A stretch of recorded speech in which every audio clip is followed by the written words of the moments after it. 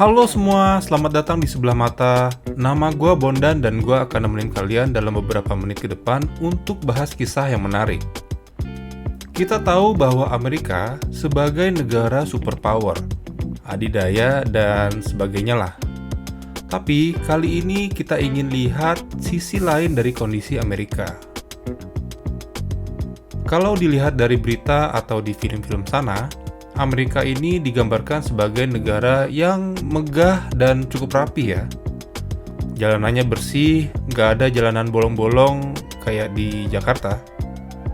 Tata kotanya cukup rapih dan infrastrukturnya juga jauh lebih baik dari kita.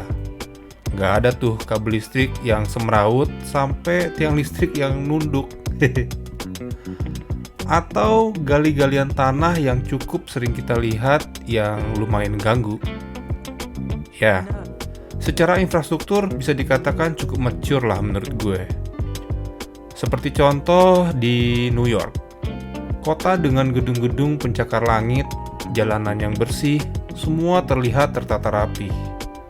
Salah satu yang paling menonjol, balik lagi, transportasinya, yang bisa gue bilang cukup tertata dan tersedia ya. Seperti komuter line, bis yang bikin mungkin lebih nyaman untuk berangkat kerja pakai transportasi publik dibandingkan di Jakarta. Lalu gimana dengan kondisi ekonomi masyarakat di sana ya?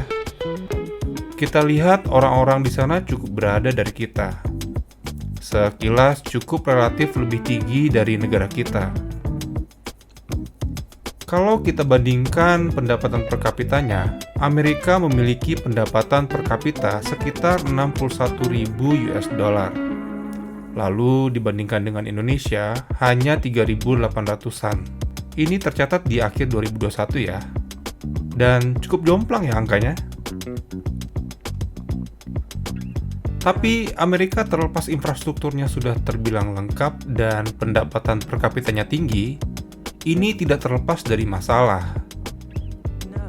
sosial, angka pengangguran yang tinggi, serta masalah narkoba.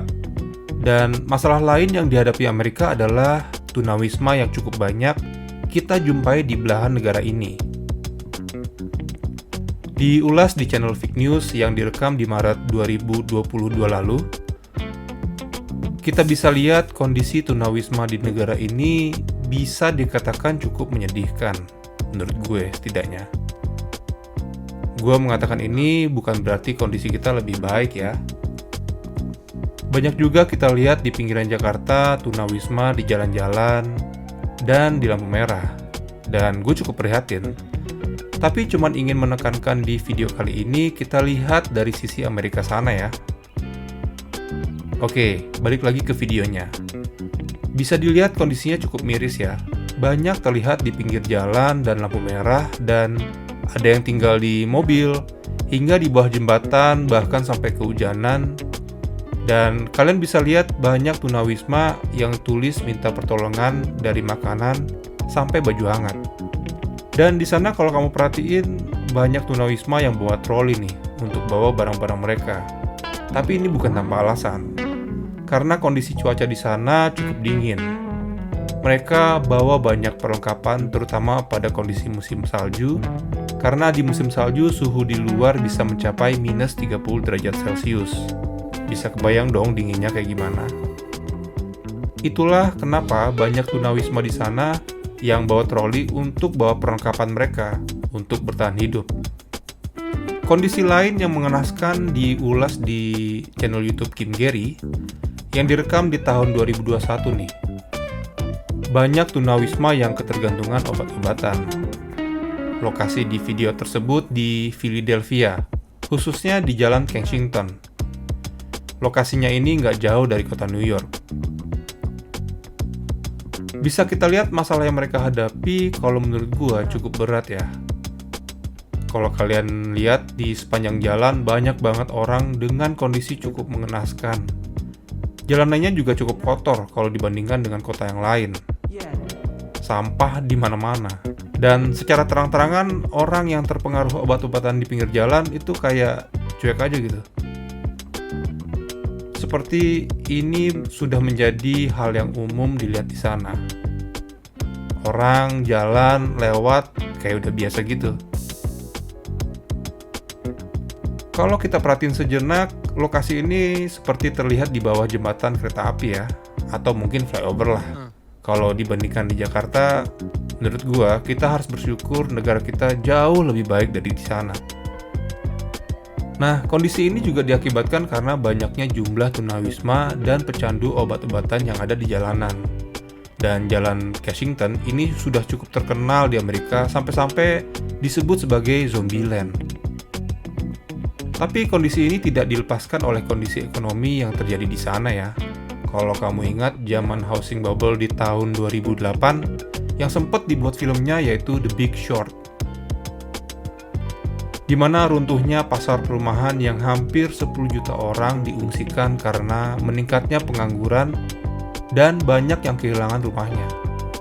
Belum lagi virus corona di awal 2020 lalu yang banyak mempengaruhi nggak hanya di Amerika tapi seluruh belahan dunia.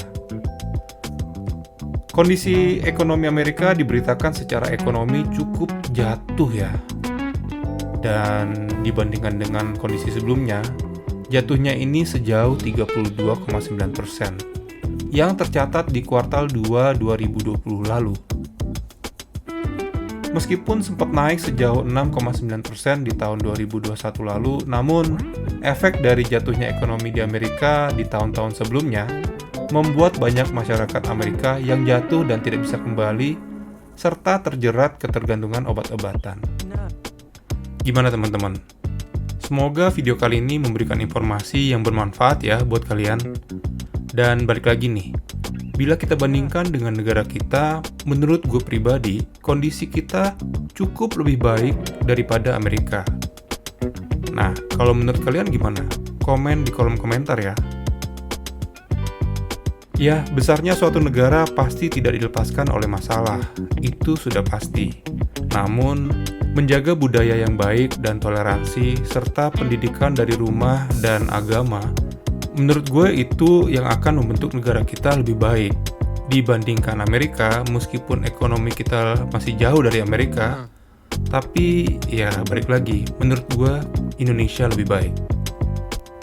Oke, cukup sekian video singkat dari gue. Semoga video ini cukup memberikan informasi ya buat teman-teman.